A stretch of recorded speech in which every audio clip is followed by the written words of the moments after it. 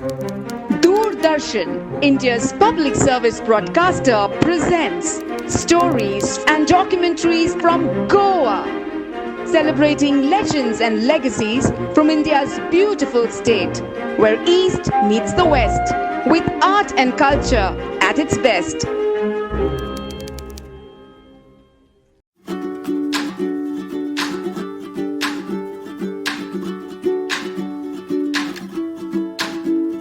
Asia's first museum of Christian art in the tiny state of Goa is a treasure trove of rare Christian art objects from the 16th century to the mid-20th century. Join us on a journey into a glorious past that is very much in the present.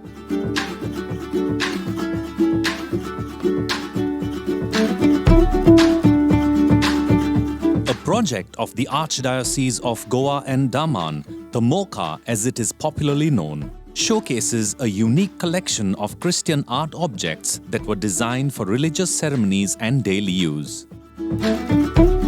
These objets were crafted by highly skilled artisans from Goa and the Indian subcontinent, and therefore reflected a harmonious blend of two artistic forms which came to be distinctly known as Indo-Portuguese art. In the museum, while most of the art objects from Goa's churches have been acquired on loan, individuals and families have also donated unique pieces of Christian art to preserve the heritage for posterity. Nestled amidst green trees on the Mont Santo, or the holy hill of Old Goa, situated close to the world-famous 16th century Basilica of Bon Jesus, which houses the relics of Saint Francis Xavier, the saint who is widely revered as Goan Sahib or Lord of Goa. The Museum of Christian Art is located at the 16th century Santa Monica Church.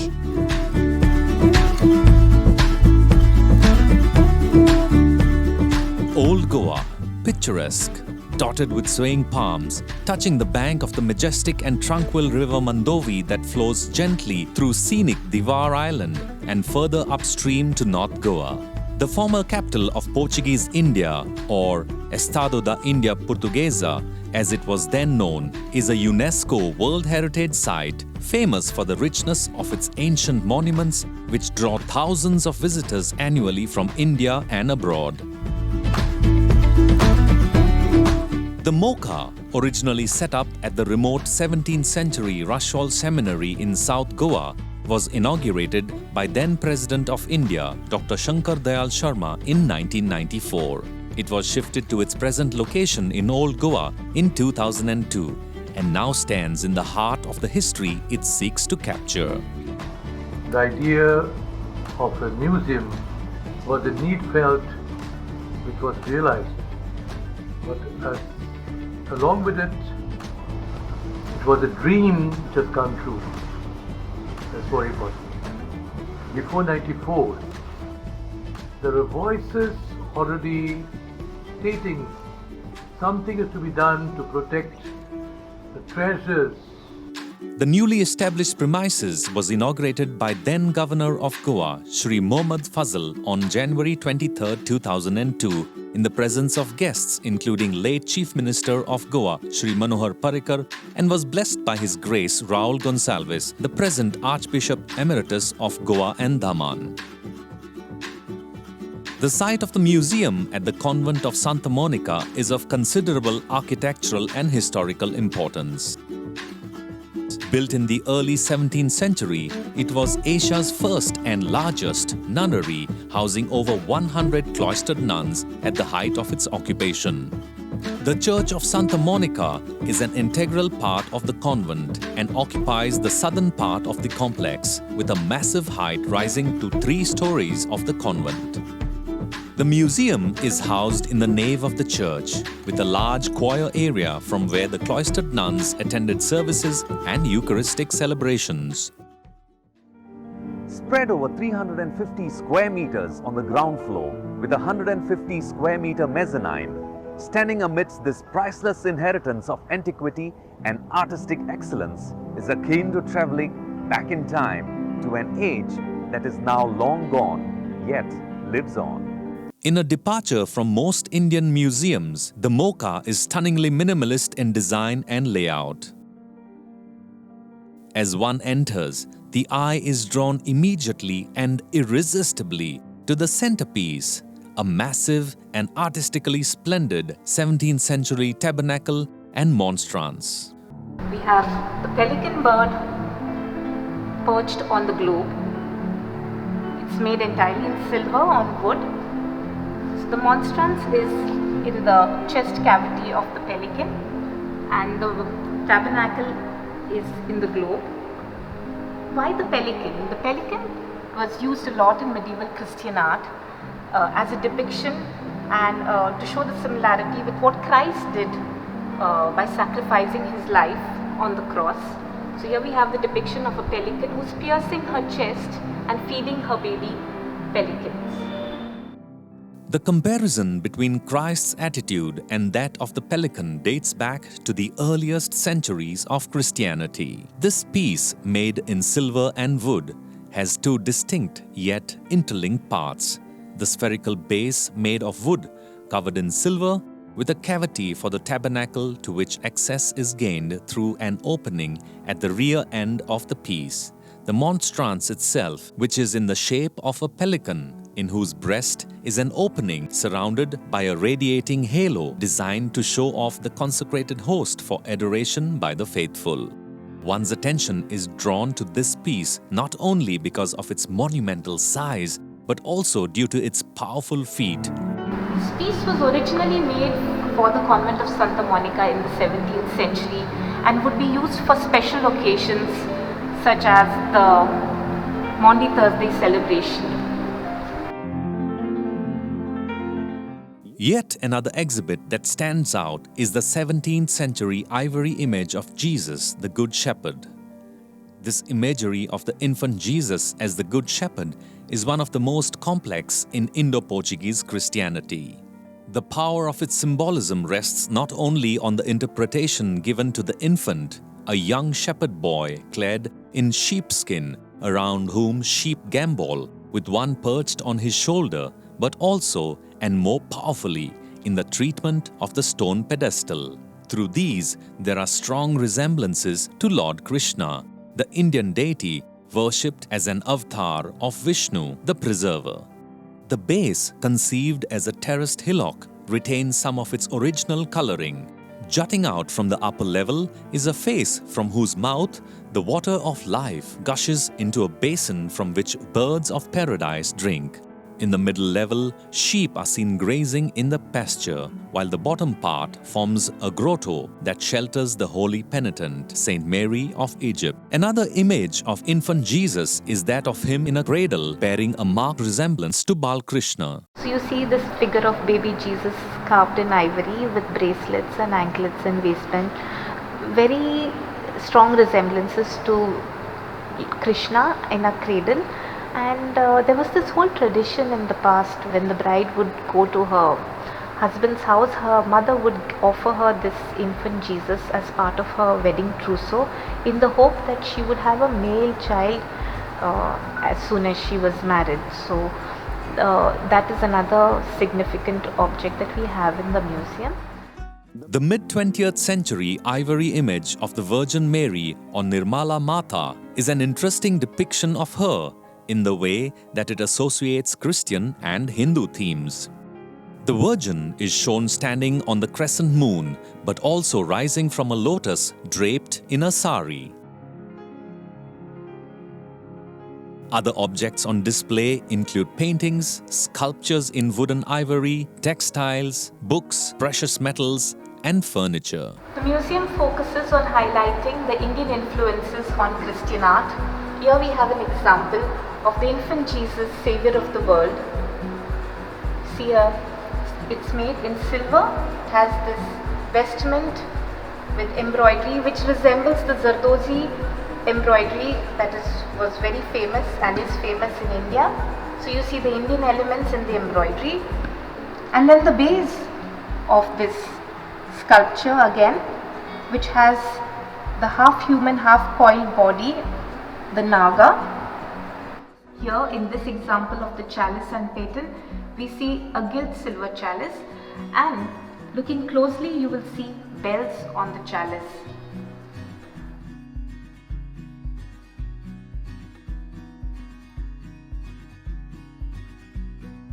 In this museum are cruets, again liturgical utensils that are used during the celebration of the Mass. These containers were meant to store wine and water.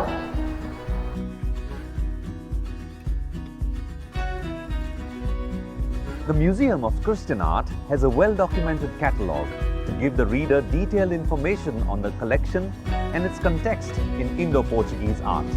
In the late 20th century, a number of Indo-Portuguese works of sacred art frequently ended up in illegal sale on the international art circuit.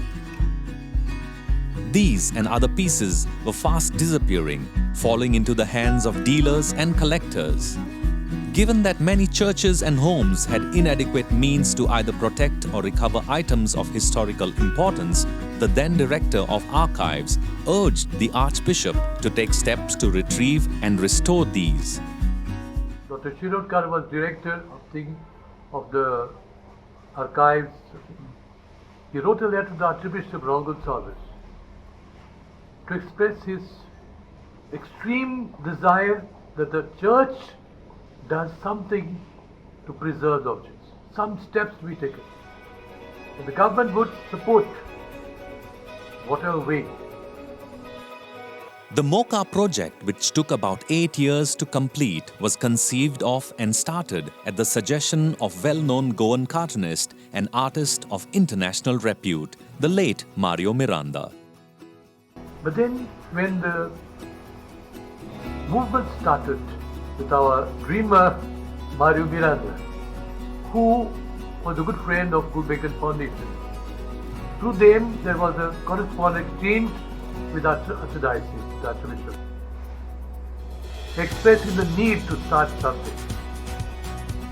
In 1986, on behalf of the Archdiocese, he told the Kalusht Gulbenkian Foundation, a Portuguese private institution based in Lisbon, about the loss of Goa's irreplaceable artistic heritage and stressed the urgent need to curb it.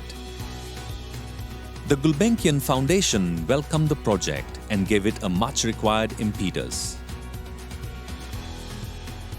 The objective was the preservation for posterity of this particular art form, and more than anything else is to create awareness amongst the Goans of the value of this treasure that we had. A museum, through the preservation and conservation of this unique art form, would foster in the minds and hearts of people a love for these priceless creations, which embodied and revealed the rich heritage of Goa and would motivate them to treasure such objects in their own churches and homes. There was a Maria Elena Mendes Pinto. She was a museologist with Gulbenkian, very senior person. And when she went around looking for objects which she considered suitable for preservation and for the museum, she decided that they would have to fit within, they would have to meet certain criteria. And the criteria was not only antiquity or their exquisiteness or the art form, but she also wanted to have every object to be distinguished in one particular way, and that distinguished was that she wanted an Indian contribution to a Western object. So there was a fusion between East and West, or the symbiosis of two cultures. The development period enabled a wide range of tasks, including the formation of a managing committee which researched and identified the most important and valuable pieces for a systematic inventory, some of them masterpieces of Indo-Portuguese Christian art. The committee also worked on finding a suitable site for the museum. the design and manufacture of display cases, the final selection of objects to display in the museum, and the conservation of the collection. There was a flooring above which had collapsed, and that was the domain of hundreds of pigeons who left their droppings. So we had loads of manure on the floor, and anyone who came and saw that and said, "We are going to have a museum here," they would have said, "Are you mad?" And that's exactly what we were called, mad, for having. Gulbenkian came around and said, "You can't have a museum here. Look at this place. It's a dump." But architects are architects. So before Armenia, we had another man like him, Pralin Souza, who said, "I'll do it. We'll change the place." You see, we had available to us at that stage, we made contact with one particular person, Miguel Matias, a well-known international restorer.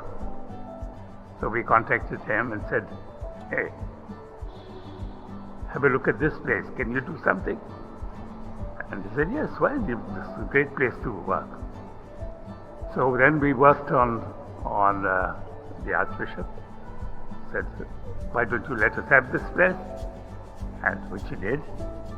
And then we approached the government. As you heard Father say, that Mr. Parikar was very partial to us, to the museum, because he could see that we were men of business, that whatever we set to do, we would do. The 30-meter high roof was held up by two beams that were on the brink of collapse, and repair work had to be carried out with utmost care and caution. So these pillars earlier were supporting what they call the choir loft, which was the space occupied by the cloister's nuns. So it was a way for them to be, occupying sections of the building without actually having to interact with the public. And these pillars were, at that time, in the first restoration, 2002, it was decided to preserve these pillars. They were braced together with a system of a gantry beam. And on the gantry beam were also fitted lights. So the whole system at that time supported the pillars and made the pillars structurally stable. When we stepped in to do this, it was decided that the pillars were going to be were going to be retained, but the whole system of gantry, supports were to be removed.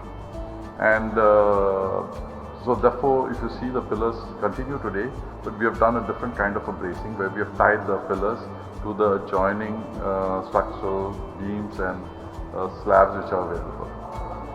The Museum of Christian Art has restored to its former glory the 450-year-old church of Santa Monica, located within the convent of Santa Monica in Old Goa, itself a heritage monument of great historic and archaeological importance. Today, the restored church stands as a testament to over 5 years of intensive and painstaking work by teams of experts. It serves as the extension of the museum for heritage-related events and exhibition, also serving as the ideal venue for sacred music concerts. This place offers a unique ambience for culture. See that we have here the Museum of Christian Art, and the acoustic conditions in this church are fantastic, exceedingly good, and all the conductors who performed in Goa, always they dreamt of coming and performing in the Church of Santa Monica because of this height and all the things. I am not going to speak of that, but the conditions are fantastic. So that is our journey of performance will culminate with the performance at the Museum of Christian Art.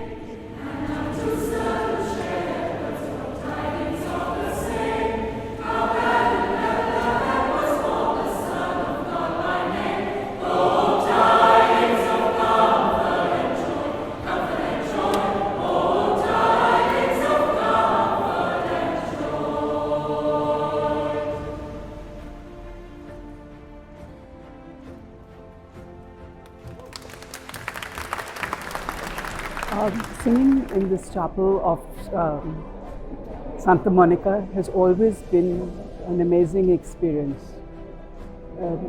It's the setting, the acoustics, and somehow we always feel good. And with Santiago and the Goa University Choir, we had opportunities that we will not forget. It was during the 2008 visit of then chairman of the Gulbenkian Foundation, Dr. Emilio Rui Villar, that the decision to refurbish the MOCA was undertaken. Dr. Villar said that while the museum was beautiful, it was outdated, and hence the foundation agreed to provide the expertise needed to upgrade it. Area that we have been, actively engaged is basically the space, the museum space. Yeah? There were niches which we could make out when we opened out the plaster. That there was a joint between the old and the new masonry, and we decided to explore it. And when we explored it, we found out that there was a whole space beyond that, and it was decided that we were going to open it. So when we opened it, and we started scraping off the lime which had, been coated over the years, we discovered that there was this beautiful, wall not paintings really, but these wall decor, which could be restored. And if you look at it, there are two locations over here which we have managed to recover and we have managed to restore. The ambitious upgradation project that commenced in 2017 included structural restoration of the building, a new interior museographic layout, and conservation of art objects. The structural restoration was carried out keeping in mind its historic location within the 17th century convent of Santa Monica and included the restoration of a part of the upper floor, the historic choir loft, which is now a viewing gallery that affords visitors a view of the whole museum as well as a view of the imposing main altar of the adjoining church, seeing it as the nuns in cloisters saw it so many centuries ago. Originally, when the cloistered nuns lived in this convent, they used to use this space to participate in the masses. So they had two levels, the ground floor and a first floor that was resting on these columns, which today have nothing, because possibly the floor was a wooden floor and must have deteriorated and collapsed at a point when there was no one living in this convent between the later part of the 19th century and the beginning of the 20th century. Today, as part of the upgradation project that the museum undertook, we have restored one portion of the first floor, which gives the visitors an understanding of how the first floor must have been utilized in the past by the nuns. So they would be standing up on that level and participating in the mass. As we go upstairs, we get a better glimpse of how the nuns would have participated in the masses from the first floor and without the people in the church having to see them. My name is Sonia. I've come from Bhopal in Madhya Pradesh, and my son-in-law brought me here to see the church, to see old Goa. I'd never been here before, although I've come to Goa many times, and it's a fascinating place. I hadn't seen such old Christian historical statues and beautiful churches before. So yeah, kudos to whoever's put this together, to the organization that's taking care of it. And I think it's wonderful for tourists to come and enjoy these old spaces. Thank you. For the important aspect of conservation of the collection, MOCA collaborated with the Indian National Trust for Art and Cultural Heritage, INTEC, New Delhi. The museum's upgradation works received funding from the Indian Ministry of Culture, the Gulbenkian Foundation, Ministry of Culture in Portugal, and the Archdiocese of Goa and Daman. We found specialists who could use plaster made of mud, lime, jaggery, and the whole place in and out was replastered as it was done originally. When we looked at the floor, there was a red cement floor, and there was one part that was damaged. So we had to look at it, and that's it. When we looked at it, we found there was something below. And lo and behold, we found the original stone. Now that is special stone. You can't get that stone, only is available in one place in Basin. We couldn't find more for this place. You see, but that is the original stone. So we're back to the original floor. But they took off the pulpit. It was very ornate wooden pulpit here with steps going up here this way. When they took it out, they found that. And that was the original pulpit. So we said, well, if there's a stone pillar there, there must be an entrance. So we found the entrance. In the new museum layout, the collection has been showcased in customized display cases. Items have been grouped together according to their materials and arranged in a chronology that assists the interpretation of the evolution of Indo-Portuguese art history. Biggest challenge is the humidity levels within this space, and we have come across visitors who said why isn't the space temperature controlled with an air conditioning. But we need to realize first and foremost that the objects have been made here and made 400 years back or 300 years back. They have adjusted to our climatic conditions. So now we can't take them out from these conditions and put them in the prescribed air-conditioned norms. What we can control is the excessive humidity. To do that, we have in these specially made display cases, we control it with art soap, which takes care of the excessive humidity conditions, and which we need to keep checking on, and our teams keep checking on periodically. A focused effort of the museum upgradation project has been to enhance visitor engagement through online and offline media, including storytelling, audio guides and virtual tours, educational trails and activities. So over the years, we've received people from all over the world, and everybody is astounded with, of course, the collection because of the Indian influences on Christian art, and it's something that they've not encountered in the rest of the world wherever they've traveled.